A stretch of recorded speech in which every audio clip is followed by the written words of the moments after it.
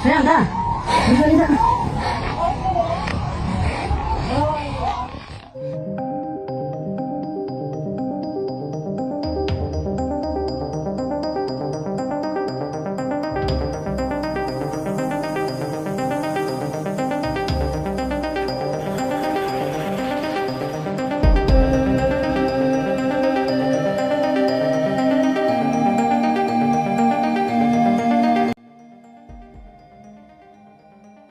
Iran tolak berdamai.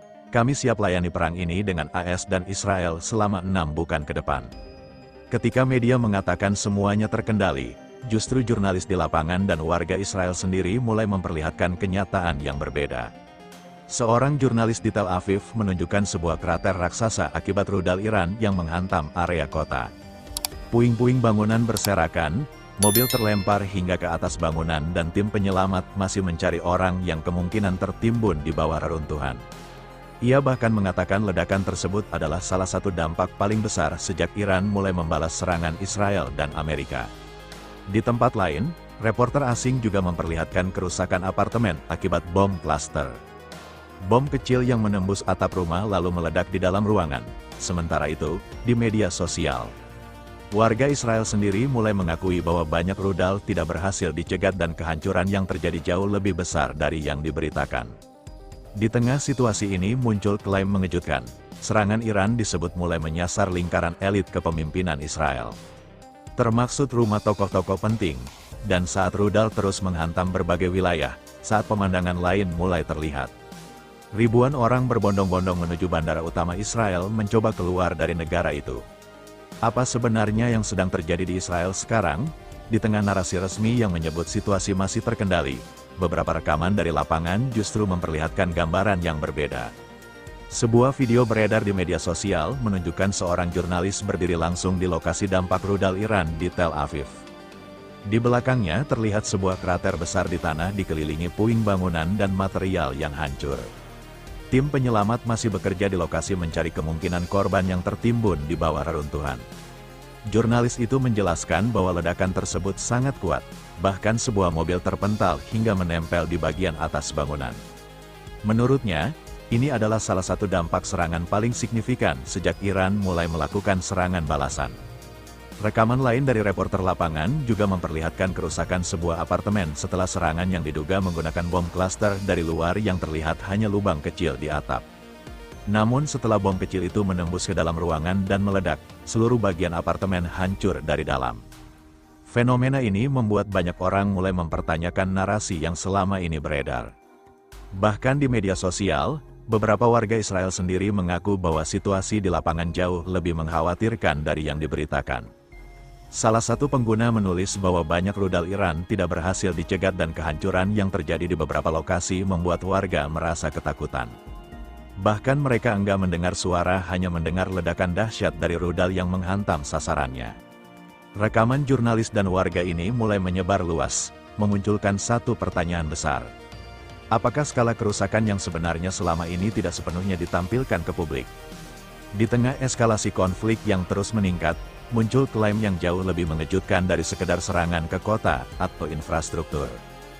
Dalam sebuah wawancara di program The Sanchez Effect, mantan inspektur senjata PBB, Scott Richard menyampaikan pernyataan yang memicu perdebatan luas.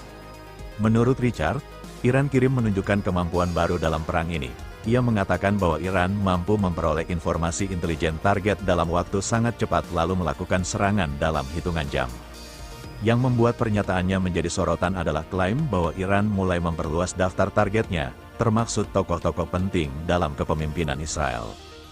Dalam wawancara tersebut, Ritter menyebut bahwa rumah Perdana Menteri Israel, Benjamin Netanyahu, dilaporkan ikut menjadi sasaran serangan rudal.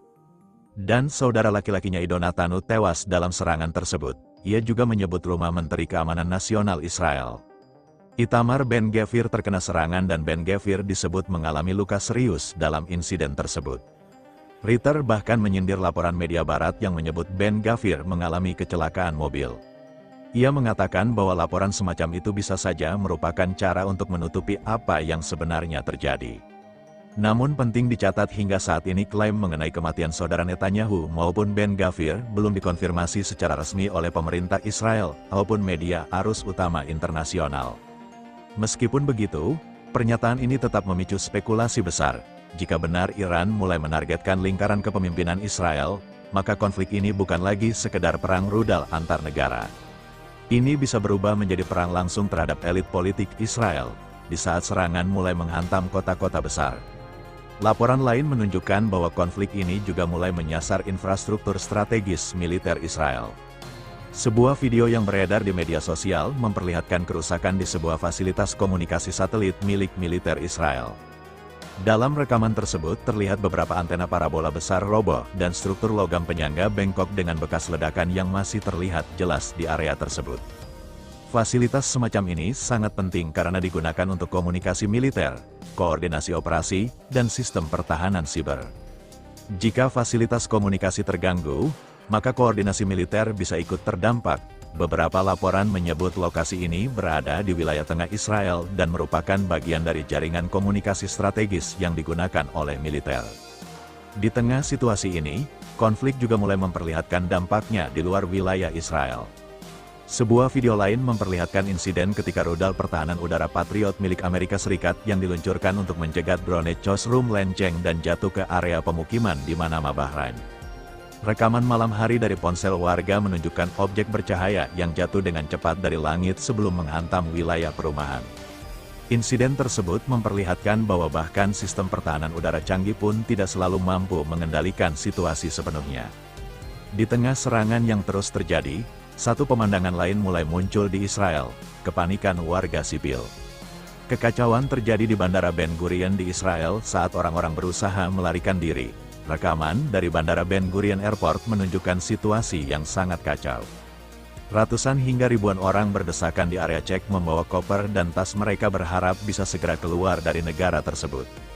Menurut laporan media Israel N12 News, kekacauan terjadi setelah maskapai nasional Israel, EAI sempat mendapatkan izin membawa hingga 200 penumpang di beberapa penerbangan. Namun, tidak lama kemudian, otoritas penerbangan kembali menurunkan kuota penumpang menjadi sekitar 50 orang per pesawat. Keputusan mendadak ini membuat banyak penumpang yang sudah datang ke bandara tidak bisa naik pesawat. Akibatnya, suasana di terminal berubah menjadi sangat tegang. Beberapa penumpang terlihat berteriak kepada staf maskapai. Sementara polisi dan petugas keamanan mencoba mengendalikan kerumunan yang semakin tidak terkendali. Serangan rudal oleh kota, klaim serangan terhadap tokoh elit hingga infrastruktur strategis yang dilaporkan terkena dampak, semua itu menunjukkan bahwa konflik ini telah memasuki fase yang jauh lebih berbahaya. Di sisi lain, rekaman dari jurnalis lapangan dan warga sipil mulai memperlihatkan gambaran yang berbeda dari media Israel. Video kerusakan besar di Tel Aviv.